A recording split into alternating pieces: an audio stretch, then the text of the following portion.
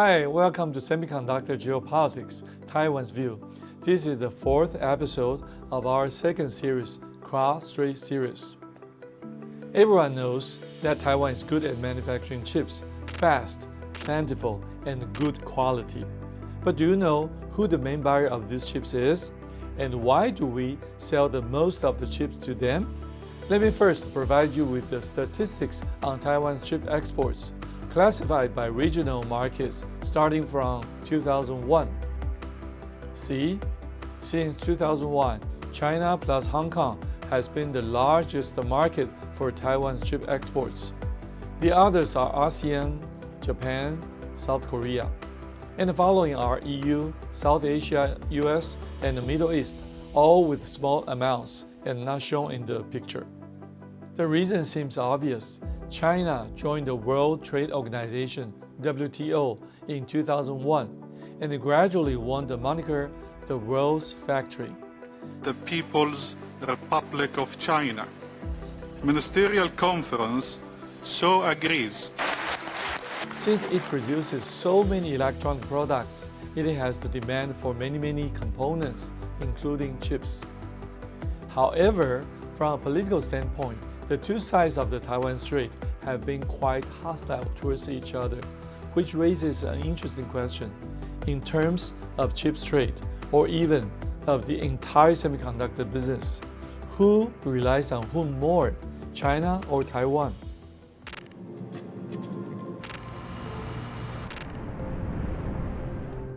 从数字上看很简单，就是相互依赖嘛，就是台湾出口到大陆的晶片，大概占我们整个晶片的全球总出口64%，大陆进口的晶片大概有39%是来自台湾，所以双方都是不可或缺。我们如果失去那个市场，那个出口都会很伤。他们如果出去这个进口来源，它很多晶片就没了。我认为呢，不能说谁依赖谁，因为两岸呢是一个产业分工的，台湾提供那个零组件跟晶片出口到中国大陆，中国大陆呢组装成终端产品，再出口到美欧跟那个日本市场，所以两岸的经贸其实是属于上下游的关系，并不能说是谁依赖谁。台湾跟中国的半导体之间互相依赖，这个是已经存在的事实嘛。那这种相互依赖，我们当然也会担忧说因为这个中美之间的这个贸易的冲突，会让台湾的厂商会受害。Is this important? From the state level, it is very important. Dependence relationship in terms of international relation theory means control relationship. If you rely on me, I may be controlled by you. No country is willing to be controlled by another country, especially a big country like China. 那你如果要进一步去谈说，那如果要互相杀，到底谁会比较痛？那我觉得是大陆比较痛。因为它需要这些晶片去做这个先进的产品嘛，因为要找货源是一个技术问题嘛，你的那个替代的供应商在哪里？要替代台湾显然是比较困难。对我们来讲的话，我们纯粹只是做这些晶片服务我们的客户，它对我们来讲，它就是一个间接客户。我们卖 NVIDIA 的晶片到中国大陆，事实上是 NVIDIA 在卖，不是我们在卖，对，我们只是替它代工。它有一些大陆的客户，所以我们的晶片就过去了嘛。以智慧型手机跟个人电脑为例的话，其实它需要非常多的高阶的运算的晶片。那这些大概台积电应该是在全世界占了大概主要领导的地位，所以这部分变成中国就需要从台湾大量的这个进口。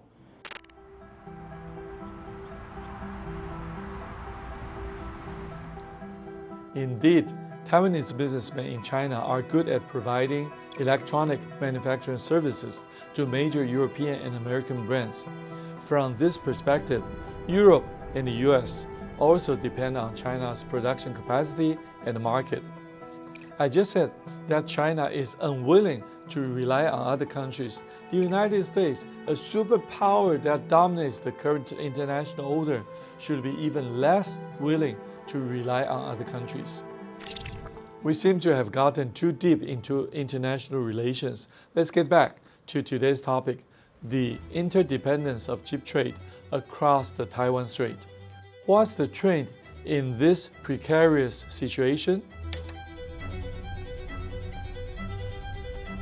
In the past few years, especially after 2018, when the US-China started their trade war, Taiwan exported more chips to China for several reasons. First is China need to have more chips stock because they cannot access all these imports from other countries. So they have to buy 2 times or 3 times more than they need. The second is at that time, because the whole world is suffering from the shortage of chips, so every country is actually buying more than they need. Therefore, the chips export has accounted as one of the major growth driver for Taiwan's export to China for a number of years. 比方说去年的数字，我们对大陆的这个晶片的出口金额有点下降，其实是因为大陆对台湾的整体的进口去年就下降很多。这个大陆跟香港加起来，以前占我们的出口都超过40%啊，去年就降到35%。所以已经降了5%了。今年前3个月，实际上已经降到31%左右。所以是大陆作为一个全球生产基地的那个角色在下降，所以我们对大陆那个出口才下。好，所以这个是反映一个全球贸易的状况啊。所以我不觉得这个是美国晶片法或者是它的禁运的原因。而是现在有越来越本来在中国大陆生产的大部分的电子产品，尤其是资通啊，这个比例现在在缩小，很多东西移到外面去了。What we just discussed is the transition of cross-strait chips trade under the influence of the confrontation between China and the United States in recent years. Although the time is short, the scope is very large. Of course, all these countries operate within their own logic. What are the other factors that influence the ever-changing cross-strait chips trade and other markets of electronics? 分2个层面啦，就是需求跟互信。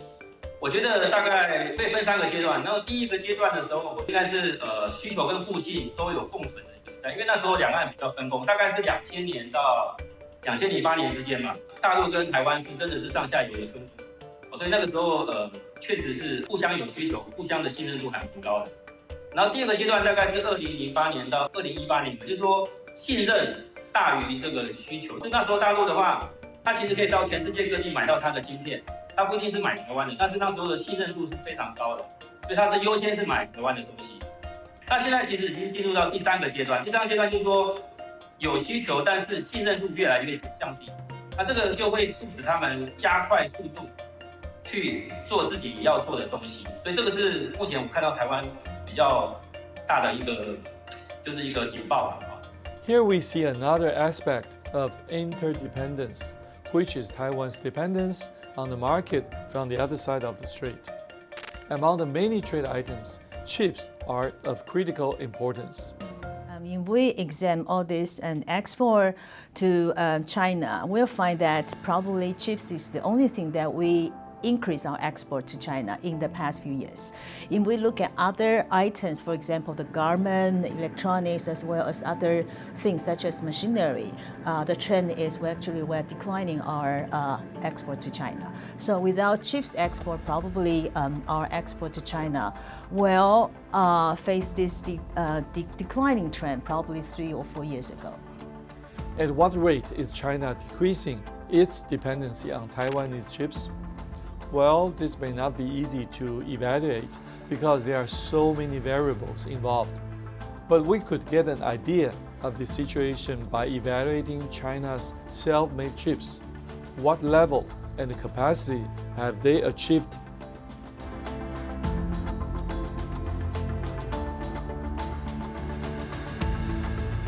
它是大概在90奈米，一路到目前来讲的话， 28奈米还不够，大概在4045奈米那边，它大概就是已经渐渐的摆脱对台湾的依赖性这样子。中国在这几年因为美中贸易战的关系，它往高阶制程发展的这个力道呢，被美国挡下来，所以它反而是大幅扩充所谓28奈米以下的传统制程。那我认为说，随着中国像车用电子啊，其他一些的市场的蓬勃发展，那这一块也许它未来会在世界上占一个非常关键的角色。所以也许未来台湾很多比较属于成熟制程的晶片，反而可能会需要从中国进口。The U.S. is strengthening its export control towards Taiwan, towards other countries. Therefore, Taiwan, for example, have to give up companies as their major clients, for example, Huawei and Zhongxin, if they are put to the entity list. The chips export has been very important for Taiwan, but in the foreseeable years, probably we will not depend on these chips as one of the driver for our export continue to China. Our discussion today started from the cross-strait chips trade. So far, it seems that Taiwan sells chips and China buys them. However, trade figures show that a considerable amount of chips are also sold to Taiwan from China, whether they are made by Chinese wafer fabs or Western wafer fabs located in China. Why would they do this? 那在中国大陆里面呢，可以有一些晶圆厂，他希望把它好的产品，所以结合了台湾的先进封装，可以卖更好的价格。那当然说从个贸易数字上面，我们看到好像是台湾进口中国的半导体，事实上搞不好是来到台湾做进一步的使用台湾的先进封装，封装完毕是从台湾这边做出货，或者是封装完毕在台湾里面进行别的产品的加工，绝对不是买跟卖，而是一个附加价值的一个流程。With the development of advanced packaging, would we see more Chinese chips exported to Taiwan? Maybe we should throw dependence and control aside for now and talk about cooperation. Can the two sides of the Taiwan Strait cooperate? 但是如果不能够合作的话，我们会不会想想，可能再过5年、10年以后，这个台湾的机会就没有了，合作的机会也没有了，这不是很可惜的事情？趁着合作机会存在，两岸同胞本来就是没有什么隔阂的，能够早一点合作，对两岸绝对是双赢、互利双赢的。在谈到两岸的议题上面，我们也希望中国的发展能够持续的也认识到说，遵守国际贸易的秩序，对他们是正面的，那将来的发展应该是都会是正面的。The United States and China are both executing some sort of decoupling strategy, and Europe's take on this is de-risk. The root of these policies and worries is the unwillingness to depend on certain parties. Who's going to succeed in this case? It depends on each country's capability. And the capability we're focusing on this show is the capability to manufacture chips. If China wants to boost its chip manufacturing capabilities, it definitely needs a hand. Did anybody provide the help they need? Yes. Next week, we'll discuss the role of Taiwanese engineers in China's semiconductor industry. Why would they relocate their careers to the other side? If you enjoy our program, please like and hit that subscribe button. See you next time on the Cross-Strait series.